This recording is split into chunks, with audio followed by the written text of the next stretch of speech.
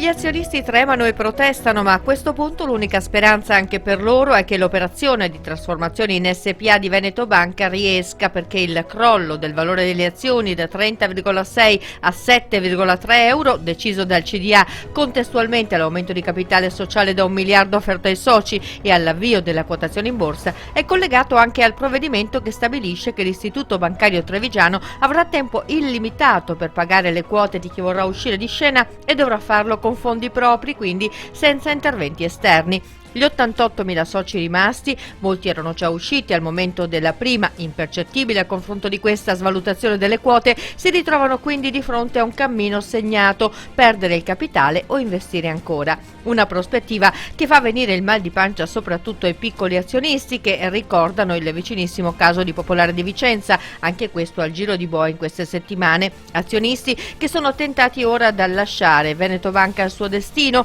una soluzione che sembra non piacere però nemmeno alle associazioni dei consumatori, interpellate in questi giorni in massa dai piccoli azionisti, perché lascerebbe sul campo molte perdite ed aprirebbe la strada a molte incognite. D'altro canto però questo investimento, dopo gli scandali e l'ispezione di Banca Italia che ha fatto pulizia nei bilanci portando alla luce perdite miliardarie e 2 aumenti di capitale in un anno, per molti sta diventando eccessivamente oneroso e rischia di portare danni anche al tessuto imprenditoriale e artigiano che finora, volente o nolente, ha sostenuto la banca. Ora la prossima assemblea è chiamata a dare il via al nuovo corso con la trasformazione in SpA. Con quanti soci all'attivo si scoprirà solo allora.